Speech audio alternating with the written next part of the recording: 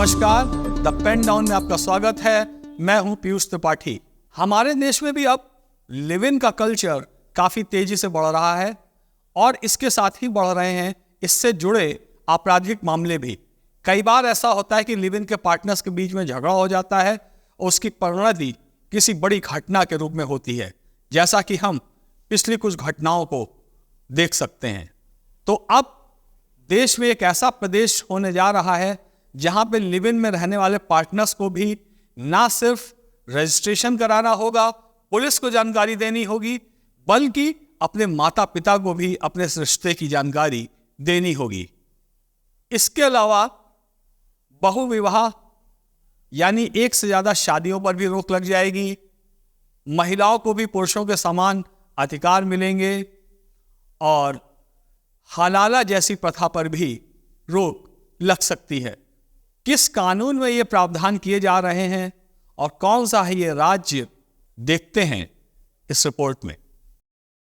आने वाले समय में देश में एक राज्य ऐसा भी हो सकता है जहां लिव इन रिलेशनशिप में रहने वालों को इस बात की जानकारी पुलिस के साथ साथ अपने माता पिता को भी देनी पड़ सकती है। एक से अधिक विवाह करने पर भी रोक लग सकती है और हलाला जैसी प्रथाओं पर भी पूरी तरह से बैन लग सकता है। ये सभी बदलाव जल्द ही उत्तराखंड में यूसीसी लागू होने के बाद देखने को मिल सकते हैं। यूसीसी यानी यूनिफॉर्म सिविल कोड, जिसे हिंदी में समान नागरिक संहिता कहा जाता है। हालांकि गोवा में यूसीसी पहले से लागू था। गोवा में इसे 1967 में पुर्तगाली शासन व्यवस्था ने लागू किया था, तब इसका नाम पुर्तगाली सिविल कोड था। लेकिन पुर्तगालियों ने यूसीसी की जो व्यवस्था लागू की वो चर्च से प्रेरित थी।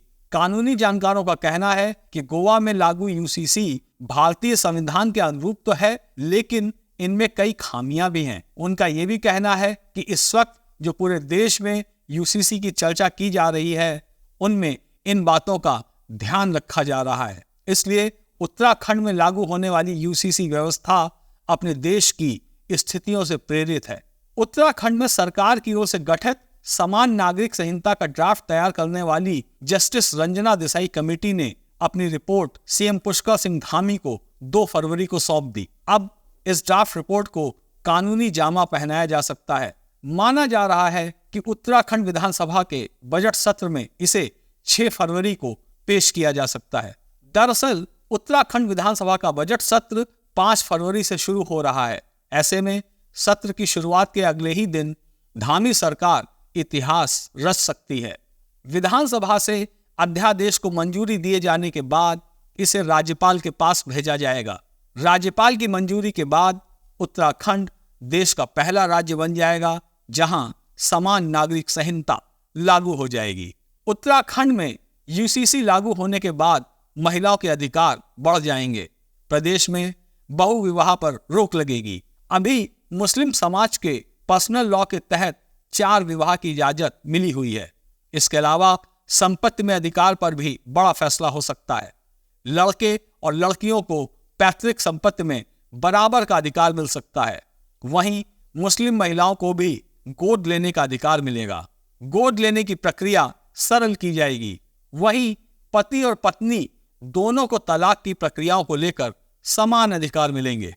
अब तक परिवार को बिना बताए लिव इन में रहने वालों को यूनिफॉर्म सिविल कोड आने के बाद रजिस्ट्रेशन कराना जरूरी होगा।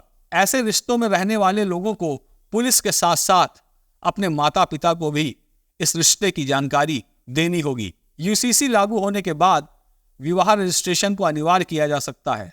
हर शादी के रजिस्ट्रेशन के लिए गांव कस्बे में सुविधा दी जाएगी। बिना रजिस्ट्रेशन विवाह अमान्य माने जाएंगे और विवाहित जोड़ों को रजिस्ट्रेशन के बगैर सरकारी सुविधाओं का लाभ नहीं मिलेगा।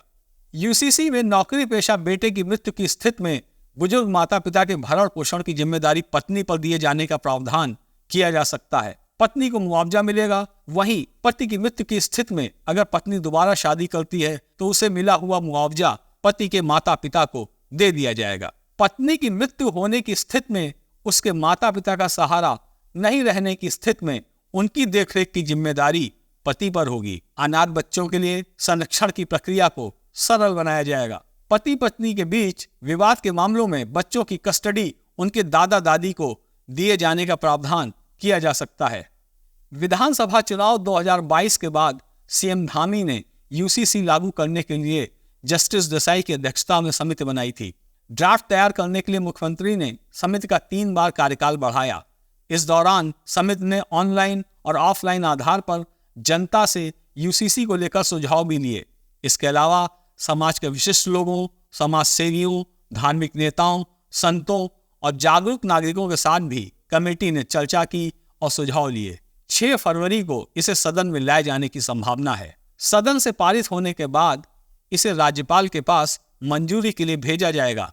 राज्यपाल की मंजूरी के बाद ये अधिनियम बन जाएगा। सियासी गलियारों में यूसीसी का ड्राफ्ट राष्ट्रपति को भेजे जाने को लेकर भी चर्चा चल रही है। हालांकि गोवा में पहले से ही यूनिफॉर्म सिविल कोड लागू है, लेकिन उत्तराखंड में जो यूनिफॉर्म सिविल कोड लागू होने जा रहा है वो कुछ नए परिवर्तन के साथ लागू हो रहा है और शायद ये ज़्यादा व्यापक होगा और आने वाले समय में इसका प्रभाव देश के अन्य राज्यों पर भी दिख सकता है और अन्य सरकारें भी इसे लागू करने के बारे में सोच सकती हैं। आप हमारे चैनल द पेन डाउन को इसी तरह लाइक व सब्सक्राइब करते रहें, अपना सपोर्ट हमारे साथ बनाए रखें और हमें इसी तरीके से लगातार देखते रहें। धन्यवाद।